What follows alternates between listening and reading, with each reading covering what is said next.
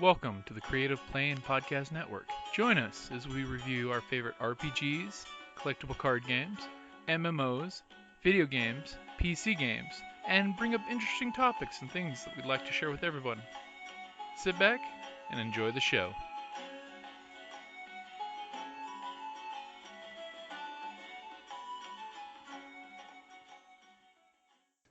Hi, this is Jim with the Creative Playing Podcast Network. I'm lucky enough today to have an interviewer with an awesome GM and writer of his own RPG, Ben Woerner with World of Do. Hey, Ben. Hi.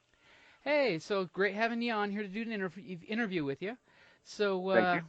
just had a few simple questions. So to start with, for those few folks that are unlucky not to know what World of Do is, what is World of Do? World of Do is a samurai noir role-playing game. It's set during the Tokugawa era in Japan, which is roughly like 1600, 1860s. It's like when a lot of the awesome Japanese Chambara movies like Seven Samurai and Hidden Fortress and Yojimbo and the like were all set. Instead of playing like samurai, though, which, you know, most Japanese role-playing games in the U.S. are set, you play geisha and ronin and gaijin and yakuza down in the gutters in the Japanese city during that time. Yeah, it's an awesome game. Personally, at RenCon, I was lucky enough to be in one of your groups with my wife Kelly, and Yep. she got to play the geisha. She was awesome. I got to play the traveling senshin. I think the only member of the party killed, but I had an awesome time. Yeah, that's right. Yeah. I had an awesome time going down. Yeah, it was pretty epic. So, how would you describe how the game came together? Well, let's see. John Wick, who I've known for a number of years now, he's famous for writing Legend of the Five Rings role-playing game and for 7th Sea and a bunch of other games like House of the Blood and whatnot. Several years ago, he decided to finally return to samurai role-playing games, and he began writing a game called Blood and Honor. You play honorable clan samurai working for a daimyo to forward the interest of your clan and whatnot. And while he was developing the game, during that time, I got to help him a lot with like playtesting, and I even got to write a chapter and just thinking about all these, like helping him with ideas and stuff in the game. And during that time, I kept coming up with these ideas like, hey, what if we could play like Yakuza, or, you know, we could be like Ronin, or all these different things. And John kept shutting me down. He's like, no, this game is about clan samurai. You're playing clan samurai, you know, and over and over. It kind of became almost like a joke. And finally, he's like, you know what, you should just, you know, write your own supplement, you know, to the game and, you know, do that. And I was like, okay, well, since, you know, John's not going to do it, and, you know, I'm the one with all the ideas, I should write it. So, and I didn't have an excuse. So that's kind of how it started. And so originally it was going to be this little supplement, and you were going to have like a couple extra geary character classes, basically, ideas. And then that was going to be it. But then it kept growing and growing. And the whole like idea, because I had to like have a setting for the game and like how the game would work, you know, on its own if you didn't play it with any samurai. So I ended up writing a full another role-playing game. And while it's completely compatible with Blood and Honor, it's its own thing that stands on its own. You can play completely without Blood and Honor if you want. All right, great, because it is an awesome little book, and the artwork is fantastic. So Thank you. Yeah. You kind of mentioned gear. Let me break in real quick. So the artwork is amazing because it's all original Japanese ukiyo and woodblock prints from the time period, from the Tokugawa era. Because what's amazing is that most of that stuff is out of copyright, and it's not like under any sort of like onus anymore. And the Library of Congress in the U.S. has acquired access to something like 26,000 prints. And then they've taken all of them, and they've taken photos of them in high like definition, Kodak film, and then they scanned them all, and they put them all up online and in high definition TIFF format, and also in like JPEG and whatnot. So I have things like the Great Wave off of Kosa Kanagawa and all these other famous prints in my book because they're all available online at the Library of Congress, which is amazing. And it was just huge for me. Yeah, the artwork, I mean, for simple brushstroke artwork, it's awesome. I mean, Yeah. And the cover of the book is fantastic too. I mean, you picked the perfect picture to put on the cover. Yeah, I saw that picture and literally I was looking for pictures of dragonflies and there were like hundreds, but then I clicked on that one and I was like, oh, that's it, that's the cover. It was like no choice. It was like, just immediately I knew. And the thing is a lot of this art has kind of like degraded. The actual like images themselves have kind of worn away or been like broken up. Some are even like, the paper is actually broken away. And my layout and art director, Jessica Casparez, did an amazing job in restoring the look of all the hundreds of images that are in the book. Oh, wow. I didn't even know about that. Yeah, she did an amazing. There's actually a couple pictures where there's like entire sections missing, but they're such great pictures. I was like, oh my gosh, these are amazing. I would love to have these in the book. And she's like, okay. And I was like, no, seriously, if it's too much, don't. And she's like, no worries. And then they were, and they're just superb. That's fantastic. So, yeah. You did just touch on it. Quick question about character creation and Giri. What are the Giri or classes in the game? Okay, so let me think. Really, there's like 12 different Giri, which are like kind of your character classes in the game. They're not as like restrictive as a character class because all they do really is they give you kind of like a bonus based on the class. It's kind of like your job. In Japan, Giri is like your calling, your duty. So that's what it gives you. And then it's sometimes gives you little benefits. So like there's a police detective and he gets like patrolmen to help him out. If you're a Yakuza, you get a gang that you're a member of that will have your back. So there's like the artist, which can be any number of different types of artists or artisans. Anything from like a swordsmith all the way up to like a flower arranger. There's geishas, doctors, sumo wrestlers, police detectives, like I mentioned, ronin, Yakuza, soldiers, holy persons, which is anything from like a Jesuit priest to a Shinto monk, Buddhist monk, a nun, any number of different, religious things, a Protestant firebrand preacher, merchants, servants, and gamblers. And they're really wide open, so you can, mess with them however you want. Yeah, so the servant could be anything. The servant could be anything from like the footman to the emperor to like, a lowly Burakumin down in a village, who gets water for people or something. Yeah, the class system is awesome because literally any gaming group, you can find something that will be awesome for any one individual. Yeah. And that's the thing is like generally when I play games, I'm not like big on the classes. I don't dislike them because I understand why some games do it because they're trying to get you into like a certain genre or feel. And for me, this in the Giri for Blood and Honor when John first did it, and this is one of the things I brought over from Blood and Honor. He did it. They were basically the jobs that were part of the inner circle for a daimyo. So you would have like the executioner and the spy master and the general and all these different jobs like that. And so those were the jobs that you get in Blood and Honor, the Giri. But in this, I wanted them to be more like wide open, standard archetypes that you could play off of. Yeah, because it pretty much has it covered. Of you watch any movie of that era, you're seeing all of these different characters spotlighting at one point or another. Right, exactly. And that's kind of my metric for like deciding whether or not these things were going to be these different Gary were going to be in the book was like, okay, so here are all these great movies I love. Are there any jobs or roles that people have that aren't covered in these character Gary? Or are there, or is there something that I have like too many of, or whatnot? So I, got it to 12, which is beautiful, and there weren't any other things that I really felt like I needed.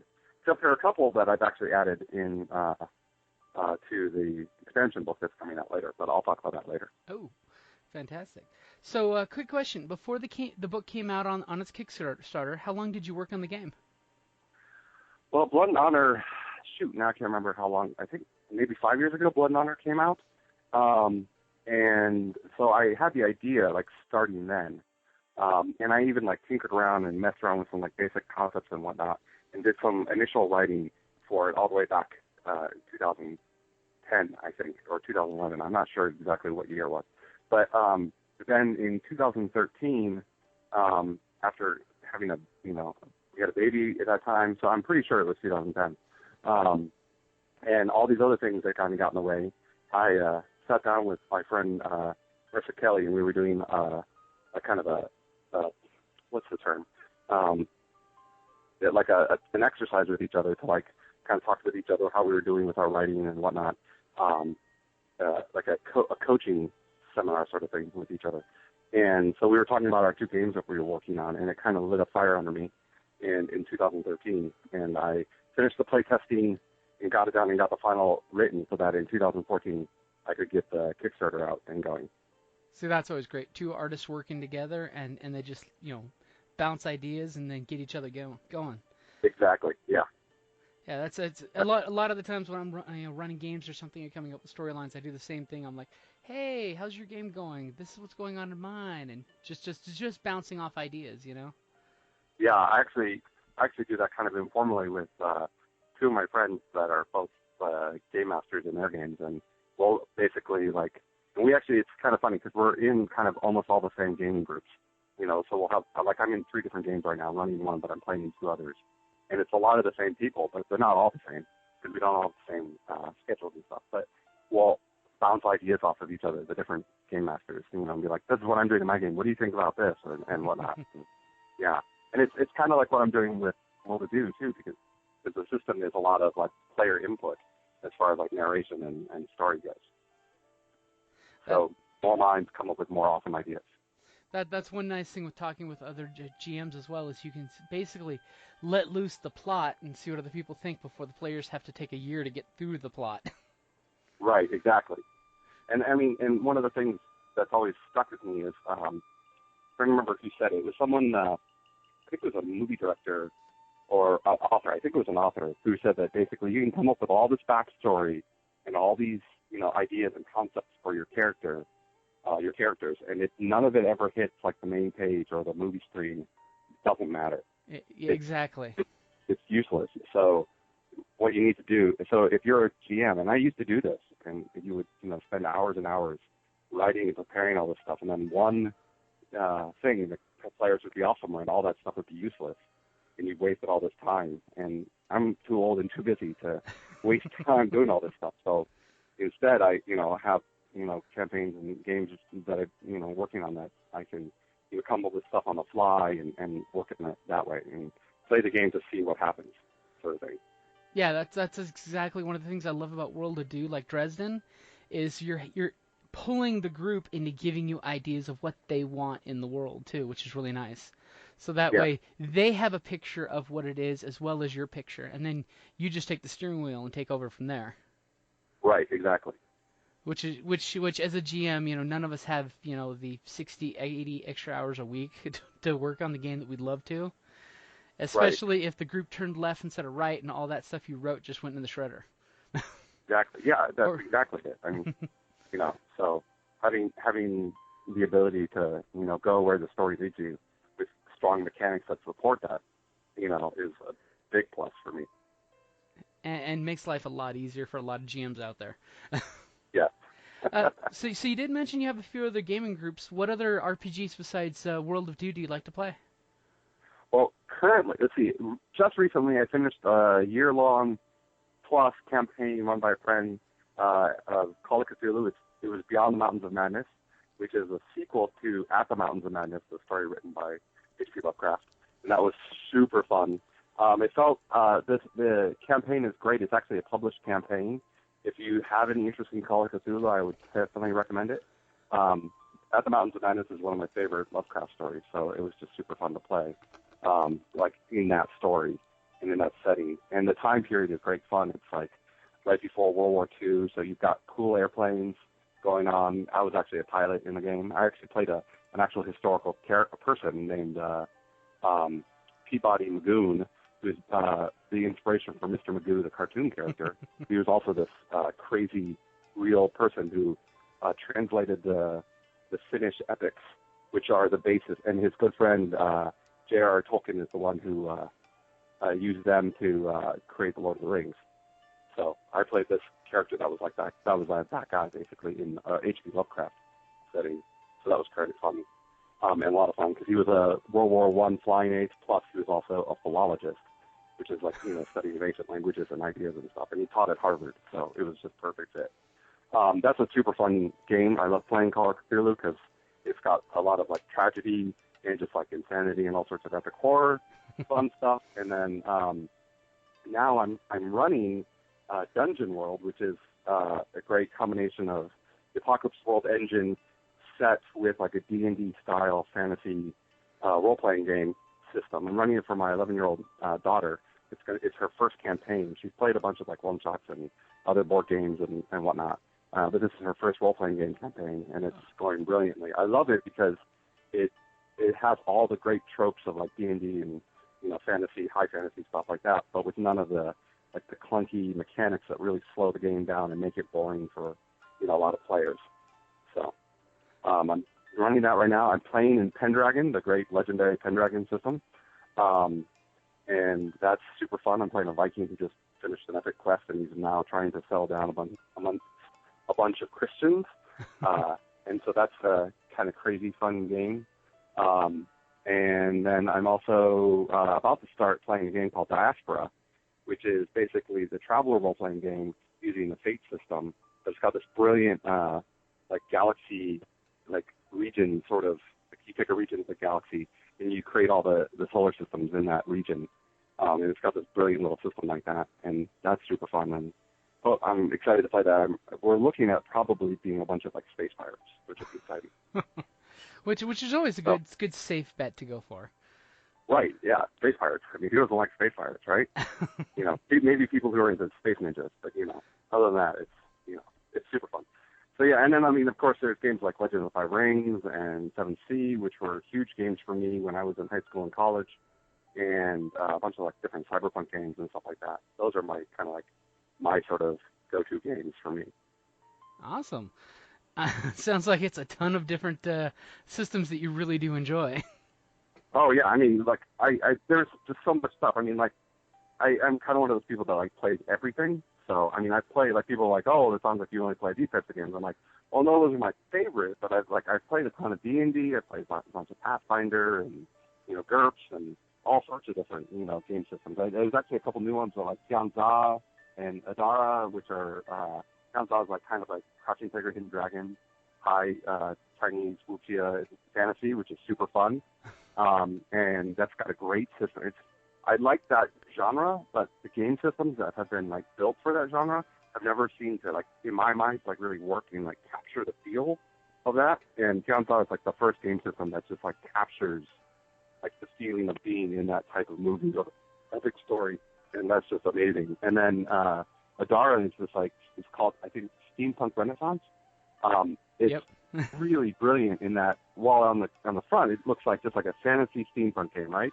And you're like, okay, whatever. But then you start reading it and understanding the game setting and all this stuff, and they have this whole system on class and like where you are in your class struggle, which is amazing because that's like those were major things and issues during the Victorian era. And so you've got all these social upheavals and like different cultures clashing, and it's just like you guys have really understood and captured what it means to be in that time period, of Victorian, Europe. Exactly. But then put it in a fantasy setting so you don't feel bad when you're dealing with, the colonization of Africa and stuff like that. But you can like deal with those issues, on your own sort of fantasy level and and come to make better understanding of stuff like that. Actually, walking in their shoes rather than looking at it from a modern day point of view. Right, exactly. Especially, the whole phrase of know your betters, People understand nowadays. Thankfully, we don't have to understand that, but when you're playing the type of game, you really have to do understand of what is your position in society. Right. Yeah, and they have mechanics and stuff built for that, and it's super cool. And if nothing else, it adds a great edge for role-playing value. And I'm sorry, what was that? It adds a great edge for role-playing value for the player and the GM. Yeah, it totally does. There's this whole thing of like class struggle, and while party members may be from different classes, they're together for certain reasons. But then when these class struggles come to the fore, it then tests party loyalty to each other. Like, you may be a nobleman, and not have to worry about these problems, but we're all lower class and our families are dying of starvation and stuff, and you need to help us out or not, and what does that player do? What that gives you all these great, like struggles, like what do I do? What choices do I make? And then if they decide to help all these people, then what about their peers? How do their peers react to them? Oh, you're helping these people now? What's wrong with you? Will you be It's really crazy because like I just watched for the millionth time probably, but first time after like years, I watched Lawrence of Arabia last night, and I mean and I've totally forgotten about this, but it's a huge theme in that movie. Is like, are you an Arab or not? Are you British? And how does that work? And who is Lawrence? Is he an Arab or is he a Brit? And does either side accept him? And amongst the Arabs, they didn't consider themselves Arabs at the time. There were all these different tribes, basically, or clans. And so they were kind of trying to come to the idea of like, we're actually this one people group. And the idea of like the British looking down on everybody, the Arabs, and they have all these slurs for them and stuff. And there's this amazing scene where Lawrence walks into the officers club, which is like this really fancy hotel. He comes up to the bar. He's brought this boy that he saved in the Negev desert, and his friend, and this boy was like his servant, who like the boy was like, I'm going to be your servant. And he's like, no, I don't need any servants. And the boy's like, no, I am. And it was two of them actually, and one of them dies in the desert, and the other one survives. And Lawrence like won't let the boy out of the sight. He's like, holy crap, I promised to keep these boys safe, and I'm, one of them died. I'm failing. And he told them, well, sleep in the best, hotel and drink in the nicest restaurant. So he goes up to the bar and is like, 2 lemonades, please. And the guy that's working in the bar is like, Effendi, get out. And, you can't be here. And then he realizes he's a British officer, and then, because he's dressed like in Arab robes. Yeah. And then he has this whole thing where he's, the boy, they're trying to get the boy out, and all these officers are freaking out and trying to drag him out. And, Lawrence has this big tirade against these guys, and then the general shows up, and it becomes this, amazing scene of him, trying to justify being a decent person. Right, exactly.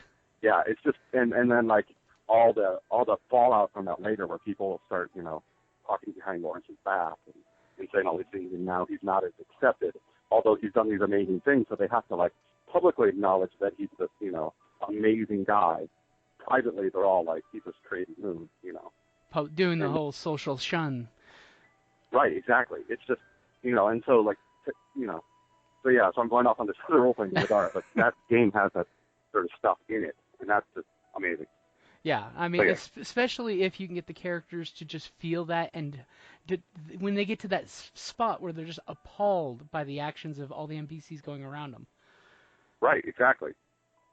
I'm a huge fan of once you can get the players emotionally hooked, that's when they're having an amazing time with the game. Right. Yes, I agree.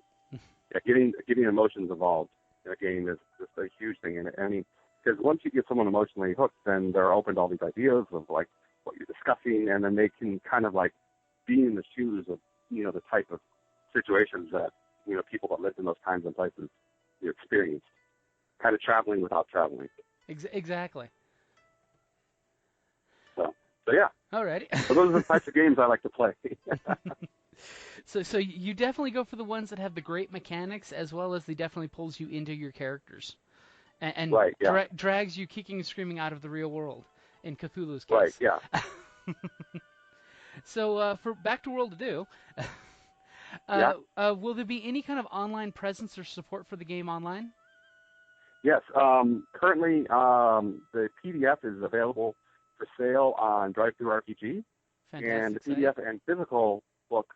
I'm sorry, what? Oh, I said fantastic site or RPG. Yes. Yeah. It's brilliant. And also Indie Press Revolution, IPR, distributes my book, so you can get it like in game stores as well as their website. So you can go online and buy a physical copy, or I think and the PDF. I shouldn't say or. I think they're together. I think you can also buy the PDF by itself, but you can buy the physical copy as well, the PDF on IPR. And I'm looking at a couple other possible distribution deals. Nothing firm yet, so I can't tell you anything else like that. But so there's a couple other possible things like that. And so that's how you can get my game online right now. And I was super impressed at my local game store, Tucson Games and Gadgets. They actually had a copy on the shelf. which really Yeah. I was really glad to see that. Yes. I know I've sold directly to several of the Tucson retailers as well as some of the Phoenix game stores as well. But a lot of game stores are hooked into the IPR distribution channel, and that's been a huge thing for me. I sent them a box of books, like a whole case of them, and they almost immediately were like, "You need more books." And actually, so tomorrow I'm actually going to the post office to send them another case of books. Nice. Which is crazy because it hasn't even been a year yet. So I was like, okay, all right. I don't think it's even been 6 months yet, which is crazy. Hey, So, I mean, all I gotta say, Ben, is it's a beautiful book. Just walking by the aisle, it's an eye catcher just to see the cover of that book. I mean, the cover is just lovely. I think if you go to the Facebook page, let me see this really quickly here. yeah, I think it's on your Facebook page. Yeah, you can click on, if you click on the header banner, you can see like the full, that's part of that's the Kickstarter banner. I actually didn't update it from the actual, I think you can see the cover.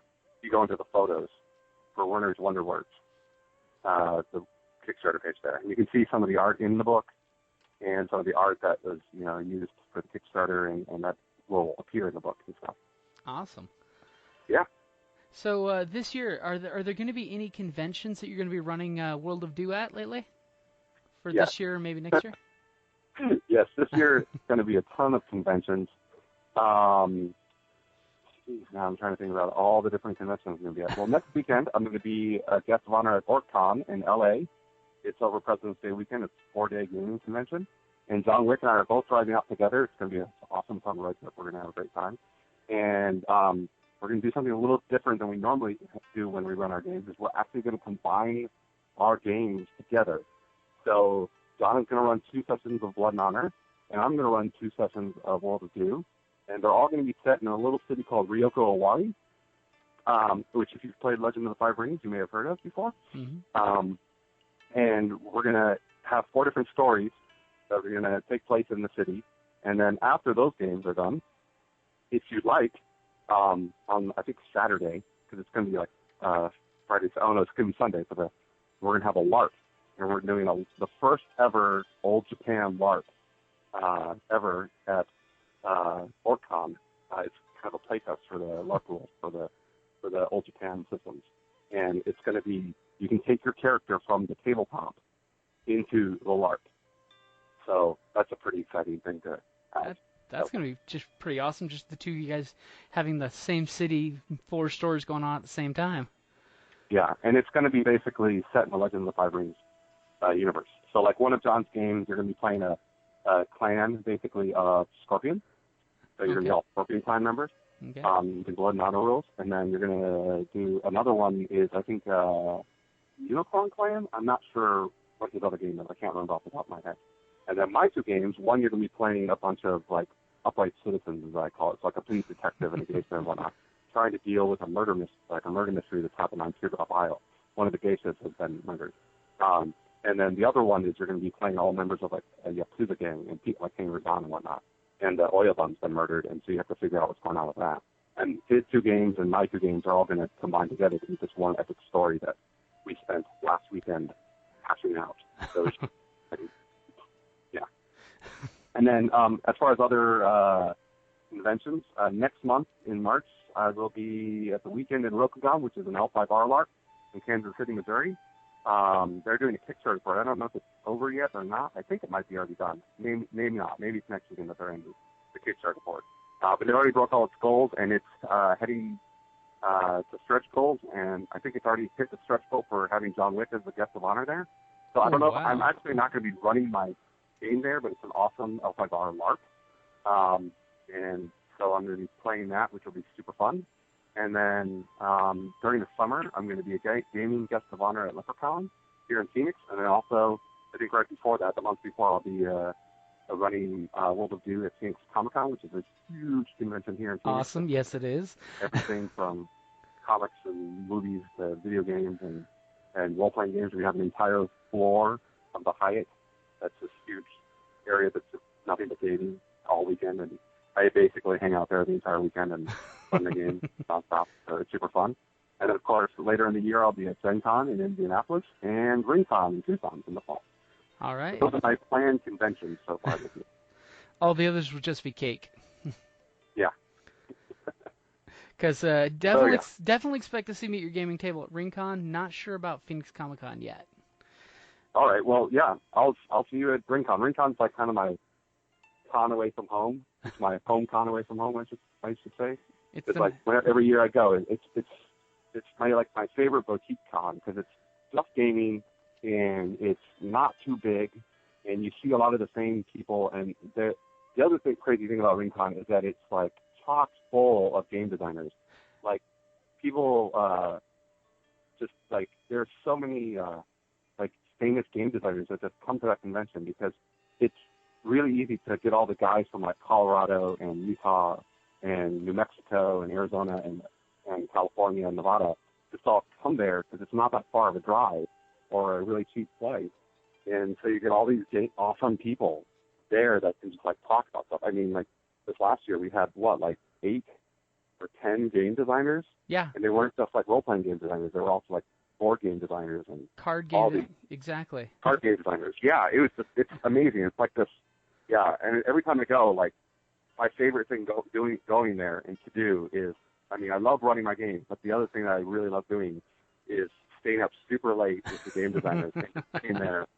And like most years, I just sit there and listen and see what they're talking about because a bunch of them are guys that have been in the industry for decades, you know, and women too, and just like great to listen to hear what they're saying and talking about. Yeah. And then also, of course, the Sonoran hot dogs for late night run. The Tucson Sonora hot dog. Yeah, that's right. Yeah. RenCon is fantastic for getting a network with folks, and then just to say, hey, what time are you gonna go have lunch? I want to have lunch and talk with you, you know.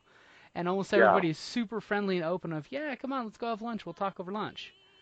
Yeah, exactly. Like it's crazy. Like it's not like, I mean, and I'm a game designer, but I've been to RenCon for decades. You know, however long it's been running. I think I've been going almost every year.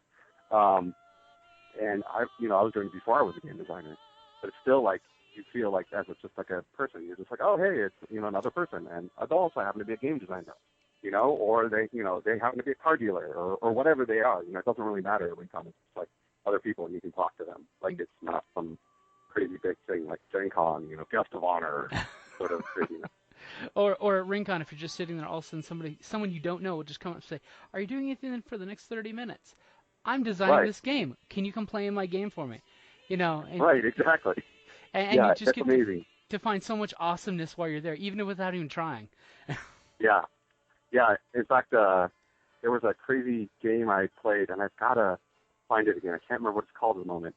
I'm terrible at this. I should know the name so I could promote it. But it's a game where you play street games, fighting over turf, and you're like fantasy creatures. So you're like slime orcs, or like blood angels, and that's porn for a gay reference, but that's not what I mean. Like angels that also deal with blood. So it's like it'll be like two things combined that make up your game, and they're randomly drawn from a deck, and then you fight over these buildings that get different bonuses, and that was like a crazy thing that I was happening into, and that was super fun. And I want to get that guy connected with the Adara guys because it's kind of got a similar theme going on there with steampunk stuff, and so it'd be great to have them be able to cross promote and stuff. But anyways, yeah. So yeah, I love RenCon. It's my favorite little con. Okay, sorry, I was just taking a moment to see if I could find the game because I remember hearing about that, but I didn't actually get to play it. I heard folks. I know I have the guy's card, and I know like 3 or 4 other people I know that played it, so I'm certain one of them is going to have the guy's information. So we'll figure it out sometime. Yeah, and then we'll shamelessly plug them because that's what we do here. Right, exactly. So earlier, by the way, on your Kickstarter, I was just going to ask you, what was your Kickstarter experience like? I mean, I know you made like 10 times more than your original pledge, your goal was, so that's awesome. Yeah, we made 1,000% more, I think. Yeah, something like that. Yeah, it was 22,000. Yeah, because the original goal was 2,000, and I think we kicked in like 2.5 hours. I remember sitting at my computer writing thank you notes to people as they were backing, and it was just like this list getting longer than I could keep up with. And then my wife, like, looking at me and going, "Hey, honey, you just hit." And I was like, "What? No way." And so John Wick, right before I launched Kickstarter, he's like, "You realize this is going to be another job?" I was like, "What?" And he's like, "Yeah, the hours are pretty crazy. It's literally like having another job." And I was like, "Okay." And I mean, he doesn't want prone to like exaggerate about, serious business stuff. So I was like, "Okay, crap." And he was right. And it was just so much work, and it was overwhelming and crazy, but it was also this amazing, exhilarating ride. We raised $22,000 during the Kickstarter, which is crazy because the original goal was $2,000. And so I blew away all of my stretch goals, basically. It was awesome. And originally I was thinking, I'm going to need, a little bit on each of the, stretch goal authors, like a bio and like a little bit about them and a picture and everything. And they were, I'm like, I'm going to need them, in the next couple of days. And then I was hitting like the first like 3 or 4 stretch goals in the first day. And I was like, holy crap. And so I'm like scrambling to get all these people to like send me their stuff right away so I can like have them on the page. So yeah, that was pretty crazy. So definitely good experience overall. Oh yeah, it was an amazing experience. It was just like, there's so much work. I even took a couple of days off at the end to kind of keep my sanity, and also at the beginning I did. And then the crazy thing was that Phoenix Comic-Con that year, it ended up being the same weekend that I had planned. I had completely forgotten about Phoenix Comic-Con. Oh wow! And but as far as like scheduling, and so I went to Phoenix Comic-Con, ran my game a bunch, and then Sunday is typically the day that like I'll have my like wife and kids with me, and we'll go around and do the typical con thing, all of us together. And I don't actually run my game on that day. And then after doing all that, I've just walked the entire floor of the convention, and I'm exhausted. I go home, and then I had promised to live stream the last 4 hours of the convention campaign on Google Hangouts. So I started live streaming and live streamed until midnight that night, and I was exhausted. And yeah, fortunately, we had our family vacation literally the week after that. So see, that's just good timing. Yeah, so let me kind of recharge my batteries. But it was kind of a crazy experience. So yeah. Okay. And for World of Do, we've kind of already covered the default setting, but I was wondering if you had any plans for any other backgrounds or cultures around the Japan area. Not necessarily. World of Do is specifically a game telling stories from a Japanese point of view and like the Japanese culture. So John and I called World of Do in Blood and Honor setting Old Japan. And what we mean by that is that basically it's like historical Japan with all the real trappings, all this stuff, but also like remembered through like legends and myths and stories that are passed down. So while it's historical, it can also be fantastic. For like a good example of something that a lot of people might be familiar with is the latest movie that Keanu Reeves came out in called 47 Ronin. Actually, he came out in the movie John Wick, which was a hilarious thing for my friend John Wick to experience. But 47 Ronin, it's a true story based on 47 actual Ronin who avenged their dead daimyo because he has to commit seppuku because of all this craziness. And so they have this whole thing in the movie where it's all like true historical stuff that's going on. Mm-hmm. But then they also have like an oni and a tengu and all these fantastic magical elements that are thrown in on it to make it even more crazy and exciting. And so while none of that's actual true, it's amazing, cool Japanese legend and lore that's been added to it. I mean, you can actually go to the tomb of the 47 Ronin and see their actual thing in Japan today. It's actually still a national monument there. But all this other stuff is kind of like extra things that are thrown on top. So that's kind of how I review Old Japan. And so the idea is that if you're going to be playing foreigners in the game, like Gaijin, you'll still be playing them through like a Japanese view of them, so like Japanese pirates and ninjas and monsters and stuff, or and like if you're a Chinese person, you're still a Gaijin to them, even though you've got this Chinese idea. So if you're looking at other cultures from around Japan, you can play them, but the best idea would be for you yourself is to look at the actual historical documents and like those stories and legends, and then bring them into the Japanese setting. Which I'm not planning on writing more about that because it's all there. I don't feel like me just like rehashing a bunch of actual stuff like that would be a lot to help the game. So, but I am writing an expansion to it. So, yeah, which is going to be a little bit different. Anything you can tease about the expansion yet? Yeah, sure. So the expansion kind of grew out of the Kickstarter being amazing. Like when Mark Truman and I like first talked about the Kickstarter, because Mark helped me. He was my business, I should proper term, like business manager sort of during that time period. Like I hired him to like help me run the whole thing because I'd never done a Kickstarter before. And he and I like talked about the numbers and everything, and we're like, maybe we'll get 10,000 at best, you know, if we're like super on the outside. So we're probably looking at like 6,000, and then the game hits 22,000. Like, okay, that's crazy. But we had all these stretch goals that we set up, and basically the stretch goals were this other book, this expansion called The Sound of Water, and each of them is, each chapter in the book is a different artist and author doing their take on like a specific scene. So the first chapter, Fabian did the chapter header art, and then Toga Bob wrote this long, awesome chapter about Japanese horror and monsters in old Japan. And then there's a chapter on ninja, and there's a chapter on like smugglers and pirates, and there's a chapter on like magical weapons that John Wick wrote, and then there's an entire fate conversion. So you can play the game using the fate system that Ryan Macklin wrote. So that's, and then there's also all these other things that are going to be in the book too, that are awesome and exciting, like Geisha and more expanded information about Geisha and like a secret network that they do, and all sorts of other stuff. That's awesome. Yeah, so that's kind of what the expansion is going to be. Yeah, because we should be shortly getting Group 1 or Group 2 of our podcast group doing a World of Do game shortly. So we've been all talking and hashing ideas out, but we just haven't committed to it yet, of getting all schedules to balance out yet. Oh, I totally understand that. Alrighty, and so, okay, sorry, let's skip a couple questions, because I think we all just covered a whole bunch of questions in one shot. Sweet. Alright, so Ben, with the World of Do, what's the dice system that you use? Okay, so the dice system is, we call it like a wager system.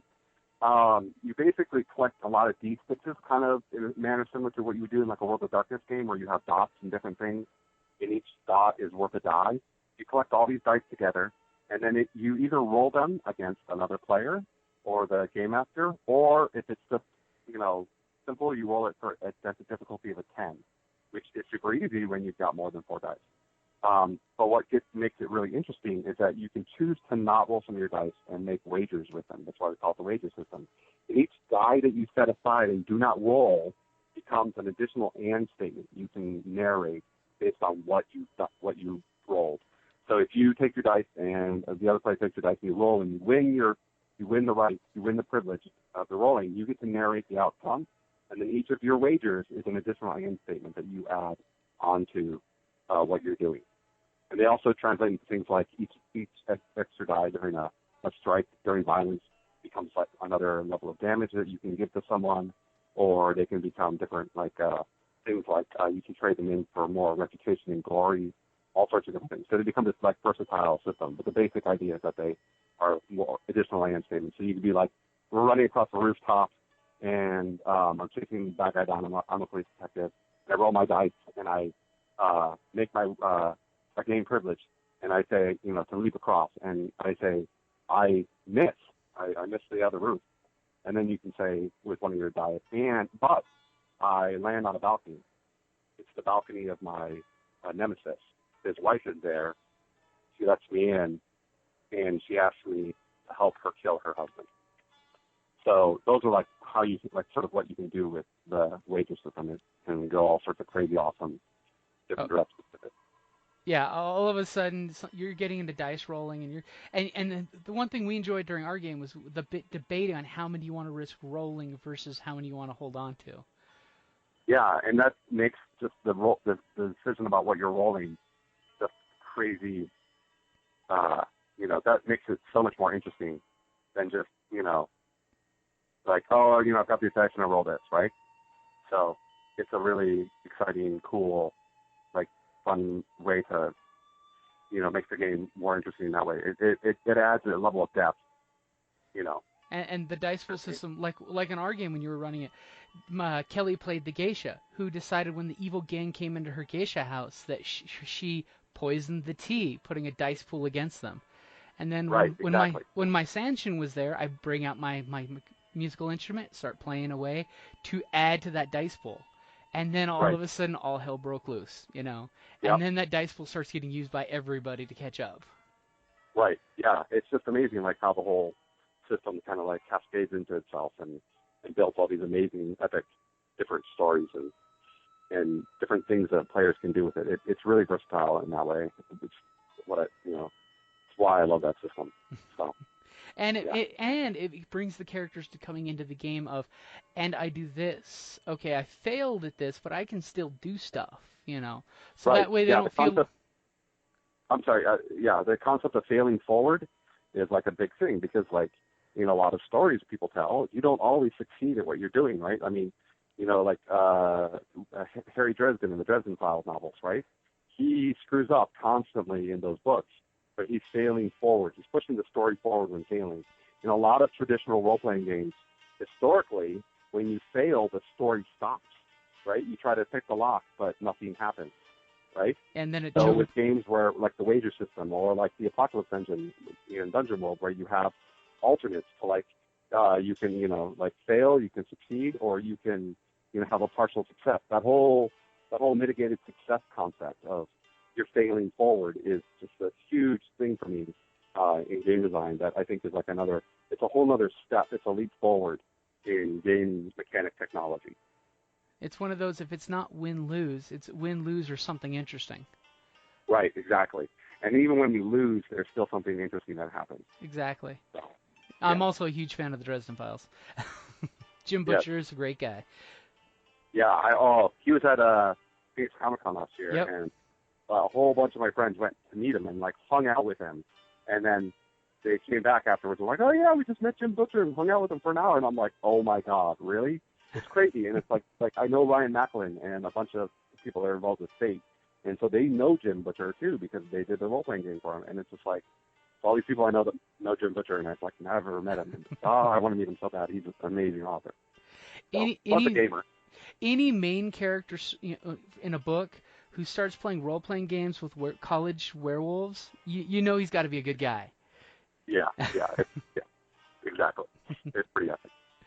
Okay, so for someone wanting to start playing World of Do, what is the bare minimum you'd recommend they'd pick up to purchase so they could run the game for their friends? Well, all they're going to need is like the core book, whatever format they want, the PDF or print copy, whatever. And then a bunch of D6s for everyone to roll. You might want some counters for Ninja, which is desire and honor points, to use because the honor points are a pool that everyone shares, and Ninja are personal. But you can really keep track of those. You can keep track of those on your character sheet. If you want a lot more, just stuff to go with the whole game. It's just like all these other things. You can get Blood and Honor. You can get Experience Inside the Water. That's going to be out in probably 2 weeks. Hopefully I'm finishing the last of it this weekend, and then next weekend it will be going into layout. And then after that, we'll get the proofs and the printing will all be done. Awesome. But yeah, so Blood and Honor and Sound of Water are the other two things that you can do. And it looks like Don and I are working on possibly a LARP. Oh. So if you want to LARP it in the future, that's a possibility. That could be fun. Yeah. Hopefully that'll happen at RenCon. Yeah, hopefully. Yeah, that's kind of what we're hoping. That's a great. Have a awesome. Yeah, old Japan LARP. Okay, so in World of Do, I know there's probably a huge list that you have tucked away somewhere, but what is the craziest thing you've had happen in a game of World of Do? Oh my gosh, it's just like every game that I've run at like a convention has just gotten some crazy amazing things. Because we're trying to go for like full on go to the boiling point and beyond in just 4 hours. I think probably the most epic that I can remember is a game I ran at Phoenix Comic-Con last year. There was a guy, Nathan, who was playing this gambler who was a coward. He was afraid of everything. He didn't like to get in fights and whatnot, afraid of violence. And he was, a lover, not a fighter. And his girlfriend, Tachiko, is murdered in the party, which includes a police detective and who's the only clean cop in Nagasaki, and a smuggler, and Tachiko's best friend, who is a geisha. Those are that's the player party. They're all trying to figure out who murdered him. And they have this final scene that we're playing out, and they've discovered that the captain of the guard is the murderer, but he's like pushing it off on the gambler and trying to say he's the murderer. So they're at the smuggler's warehouse, and the smuggler has all these illegal guns that he's been importing into Japan. And the captain of the guard has showed up at the door of the warehouse, and he's got like a squad of soldiers with him with rifles. And he's demanding to be let in, and the police detective is trying to make him confess at that moment. And everyone else is hiding in the warehouse. And the captain of the guard is talking all this crap and saying these horrible things about Katsuko. And the gambler can't take it anymore. So in the game, one of the ways that you can commit violence in the game is this immediate thing that happens between two players where you just point at someone and go, strike. You say it out loud. I and at love that moment, yeah, and it's so good because it's like how, violence begins. There's none of this initiative rolling. It's just bam, strike. And so Mason can't handle it anymore. Like his character, the gambler, he's just like, I can't do this anymore. So he grabs a pistol, like a revolver, and puts in a couple rounds. Like I think he put in like 2 bullets, and then he runs outside and points at me, and he says, strike. And he shoots the captain of guard. And so both of them roll all their dice. They get all their dice together, and he's got this fear that's a effect on his character. Even without those dice, I'm going to beat him. I have more dice than he does. And we roll, and I rolled all 1s and 2s. Oh. And he totally beats me, which is crazy. And he said, I totally should have beaten him on the dice roll, but he wins. And so he shoots the captain, he says, but he misses. So he says, I aim at the captain, but my hand's shaking so much that they miss. And it's like, really? And he says, yeah, that's my privilege. That's what I say. And so we have wagers left over. And so I say, okay, well, the captain shoots you right in the gut. And in my game, if you get shot with a gun, you're dead. Once per scene, you can spend an honor point to not die. The group only has 2 honor points left in their pool, so they have almost none. So Mason says, I spend an honor point to avoid dying immediately. I'm like, okay. And then he spends his other wager, and he shoots the captain in the head, killing him instantly. The captain's an NPC, so he doesn't have any honor points at that point. So the captain dies, but I say, with my last wager, as the captain's dying, his spotted soldiers open fire on you and the detective. Oh. And so Mason spends the last honor points, because you can spend honor points to make declarations that help the entire group. And he says, I jump in front of all the fire and take all the shots. Oh, man, that's a team And player like, there. What? And it's this epic thing. And the soldiers are all shocked by it, and so they like back up, and the detective's shouting at them. And the detective and the smuggler engage all run out, and they, and the detective picks him up, and, the gambler up in his arms. And as he dies, the gambler says, Katsuko. And then he's done. And it was just like, at that moment, we're all sitting around the table looking at each other and like, holy crap, that was amazing. And we're in this hall, like I talked about. It's this huge, hall with like 50, 70, 80 tables, and all these people playing, and it's just packed at that moment. We all left up and started like cheering and shouting and like hugging each other. And everyone in the hall kind of like stopped for a moment. I looked at us like, what are they playing? I'll have what she's having, sort of moment. And it was this amazing experience, and we still talk about it. I actually was like writing the last examples for the book, because it was during the Kickstarter. And so I was in the final like edits for the book while we were doing layout and whatnot. And we had a couple sections where we needed more examples. So I ended up using that as an example in the book because it was just so epic. That is awesome. Yeah. So that's like kind of like the most epic moment I can think of having, roll up to do. And there's been a ton of others, but that's like the one that like sticks with me. And that's the beautiful thing in the world of Do. I mean, in every group, because at RingCon, after we played, a friend of ours, Gary and Xander, played in your next group, and literally we all took off to go have food, to get some food together, and we're both throwing each other across the table of, this is the awesomest thing that happened at our game, and he's like, no, this is the awesome thing that happened at our game. I mean, the game does a great job of giving everybody the opportunity to have a great spotlight moment where something epic happens. Yeah. And then how things snowball off each other. Right, yeah. When you do the round table. Keep going, I'm sorry. When you do the round table character creation, when you're bouncing ideas off of, I like this person, but this person, not so much, and then like in our game, the monk didn't like me, but I didn't realize that, but I really like the monk. So you have those weird, awkward role plays that you can bring into it. Yeah, and I mean, the character relationship grid is like a big thing for, the characters in the game, and having giving characters that, relationship with right at the start is a big way of like drawing them all in together. So you don't have that like, tropey, cliche, idea of like, you all meet in a bar sort of thing. Uh-huh. Everyone's already knows each other or doesn't know each other in specific ways. So that's something I really love about the system. And I stole that directly from the Apocalypse engine and modified it and made it my own. So, one thing I did see that you were the first GM I've ever seen do it, though, was the black X in the table. That was actually really good, because I've got gaming groups with some folks that some people are comfortable with things and some people aren't. Where did you come up with the idea with the black X?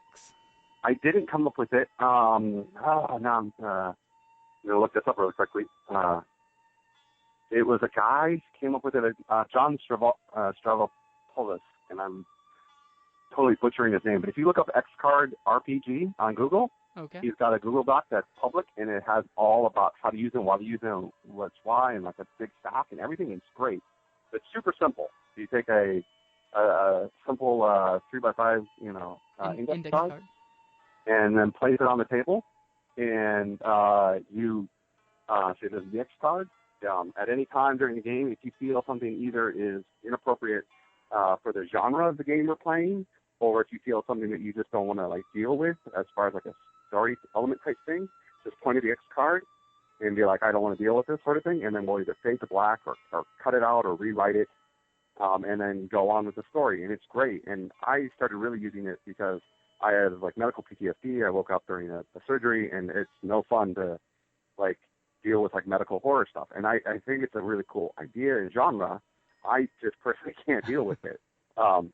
So it's a great thing to use for that sort of thing. For example, I was at Gen Con last year, and I was playing an Apocalypse World game, and it was super epic and awesome. And there was a point where we started getting into this medical horror stuff, and it was for my character. And I was like, and the GM is doing this amazing job describing it. And then I realized I'm in a cold sweat, and I'm like, I'm going to pass out if he keeps talking about this. Because, I mean, that's how bad it is. It's not like some, I triggered with ice cream or something. So this is like, no joke, real PTSD. And so I pointed the X card in the middle of the game, and I'm like, I can't, please say to that black. And he's like, oh, yeah. And so he does. And then that's it. But we knew what had happened. We just didn't have to talk about it. Yeah. But then there's like the other example, which is like, say we're playing World of Doom, and someone, so we're playing Old Japan. Someone says, I open up the warehouse, and inside is a giant Japanese mecha. And I'm like, well, yes, it's Japanese, but it's the wrong time period and genre. So find something else. What is it you find? So, I can point at the X card myself as the GM, right? Or just any sort of number of crazy different things. Like we had a guy, a friend of mine who's also Jewish, and he was running a game at Gen Con, and a girl showed up in this weird Japanese cosplay outfit that are cat girls that are Nazis. Oh. And like, X card, you cannot wear that at my table. Because, come on, that's yeah. Yeah. That's out of the pale. So anything that's like uncomfortable that you can't deal with personally, you can X card. And it's not something that you use to like be punitive with. It's something that everyone has fun. It's an honest, safe word at the table. Right. That's a great way to put it. And it's also, the best thing about it is that it's up to the person themselves. So like my daughter did an amazing thing, which I'd never thought about for the X card, which was I'm running Dungeon World, and it was like the second session, I think, and we're playing, and a couple of the players got off topic and just started chatting about like something they were doing, which is really common. Table talk is like one of the things that's typical in RPGs. So they were going on for a while, and my daughter wants to play, so she points to the X card and says table talk. And we all we're like, oh, okay. And we got back on the game and started playing the game and focusing on that, which was brilliant. And she's 11. This is her first campaign, and she came with this new idea of how to use the X card. Hey, from the mouth of babes. Right, exactly. So the X card is brilliant, and the best thing about it is that it's on the person themselves to X card or not. Yeah. So the first 5 minutes of the medical horror description that I was sitting through, I didn't feel like I needed to point at the card. But once I hit a certain threshold, I was like, nope, I'm not comfortable anymore. We have to fade to black. Exactly. And, I didn't even have to say, I just pointed the X card. I was like, please fade to black. And he's like, oh, yeah. And then one of the, and that's just a great thing. We don't even have to discuss, what are limits, so people don't have to set artificial limits or, say, I don't want to discuss this topic ever. Yeah. You know, you can like X card it every time it comes up, or you don't have to. So yeah, the X card is a brilliant little piece of stuff. I wrote a little sidebar in the GM section, the narrator chapter of my book, and then a link to the webpage on there. So that's in the back of the world to do. So yeah, I love that. It's a great little thing to make games more fun. Instead of ruining someone's fun either inadvertently or you know because you're not paying attention to how this person's feeling. It's a great way to keep it fun for everyone at the table. Yeah, it's a great system. I mean, we've used it some of our other games for the podcast just as okay, if I'm pushing too hard, let me know, because sometimes as a GM, I'm in the moment, in the spirit, and I'm going to get super descriptive to make sure you see this with movie quality clarity in your skull, and all of a sudden, oh wow, I went to the dark place and I was dwelling there too long. Yes. Because I've had other players that have like zombie phobia, and I start doing the moan with the hand gestures, and all of a sudden somebody's getting that whole freak out of, oh my god, I feel zombies around me right now. Right, and I mean, being scared like that can sometimes be fun. I mean, people go to haunted houses for that very reason. Exactly. But sometimes it's too far, right? Yeah. So we're trying to scare we're trying to scare the character, not the player. Right, exactly. And I mean, we talked earlier about getting emotionally involved as a player in your character, and that's an important thing as well. But this is like a safety valve or a safe word, an escape valve, escape clause. Just in case. Just in case, yeah. And besides, as a GM, Fade to Black is a great portal, because then I can just describe, okay, you lose this many, points. Do you want to do this? That basically just then out of context bring it out to, here's mechanically what happened to you guys after Fade to Black, and next act starts. Right, exactly. So, for example, I'm going to very loosely describe this. We were in this giant machine, and the back of my skull gets cut open, and like part of my brain gets removed, and then a little machine gets put into it, and then sealed back up. And that's what happened in the Apocalypse World game. And so mechanically what happened is one of my moves got removed, and I got a new move that got put into it. So, in its place. And so I like permanently lost a move that I had on my character sheet. And I was like, okay, alrighty then. And here's the other. But I mean, that is not how it was described. Yeah. It was probably described in pure detail. Yeah. So. Yeah. Or like I like to think about it is the Princess Leia scene where they've got the interrogation droid coming towards her, and Fade to Black, and they now know where the Rebels' hideout is. Yeah, exactly. That's a perfect example. Like if I was playing Princess Leia in that game, and they were getting close to that needle. Needles are one of my big things, and I'm like, nope, Fade to Black. Okay, and me calling it right there. And from and a storytelling, here's all the information you get. Yeah, and from a storytelling point of view, it's perfect, because it's like, okay, yes, you resisted at a point. Everyone talks, without going into the detail of showing this abuse happen in front of everyone. Right, exactly.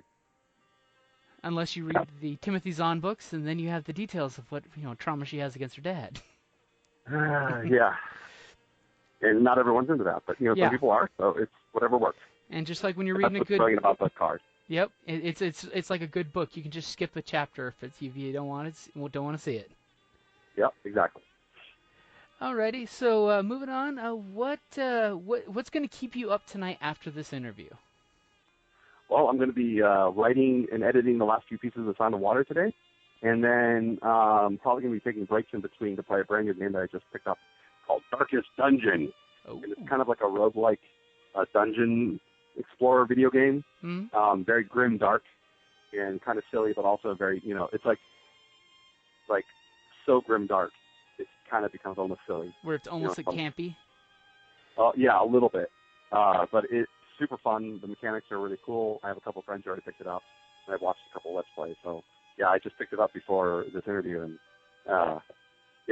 so I'm going to be playing that during my breaks. Awesome. Yeah. So that pretty much covers all the questions I had. Is there anything I didn't ask or that you'd like just to tell our listeners? I think that's just about everything. One thing actually. So I'm developing a new game, which is kind of like brilliantly hit me, and I got some help at the very beginning with some of the concepts and ideas from two of my friends, John Kennedy and Ryan Schoon, who I'm working on a secret RPG project that I can't tell you about right now. But it's going to be awesome when we do announce it.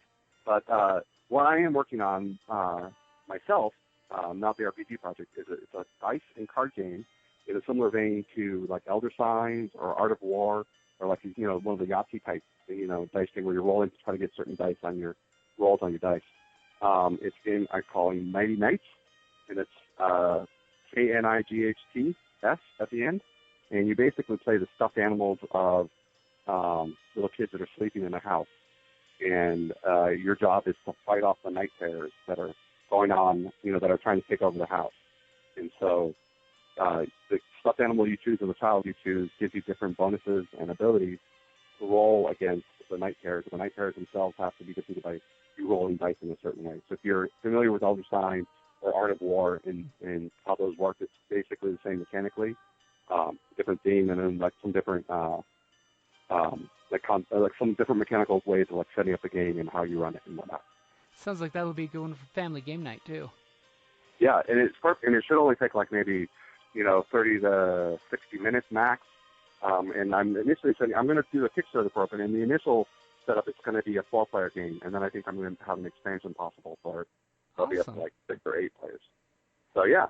All right. So yeah, hopefully the secret RPG that we can't talk about, and when Nighty Night comes out, by all means let me know, and we'll see if we can have a podcast about them. Yeah, sure, totally. Yeah, I will Hey, definitely keep you in the loop. all right. Thank you for being on here, and you were a great guest, by the way. And I enjoy everything you do, man. I just got to say, everything you do. And you will definitely see me at RingCon, maybe Phoenix Comic-Con. If we do go on Saturday, I'm not sure how far I'm going to get torn away from the steampunk group, but I'm going to try to get up to the gaming floor at least once. Yeah, awesome. All right, and thank you very much. And thank you guys for listening. Thank you. Yeah, thank you so much. Hi, this is Kelly, aka Trixie from Ragnarok and Roll, a Scion to Ragnarok story, and Tilda Wimblewick from D&D Journey of the 5th Edition. First off, I would just like to say thank you to everyone for listening to our varied adventures, as well as for rating us on iTunes and rpgpodcast.com.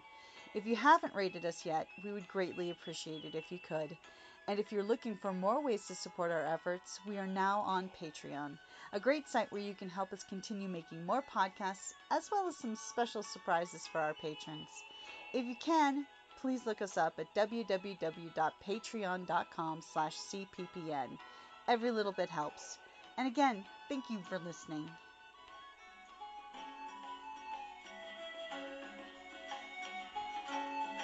Thank you for listening to the Creative Play and Podcast Network. And feel free to enjoy our other shows, such as D&D Journey of the 5th Edition and Scion Ragnarok and Roll, a Scion hero to Ragnarok story. Thank you for listening.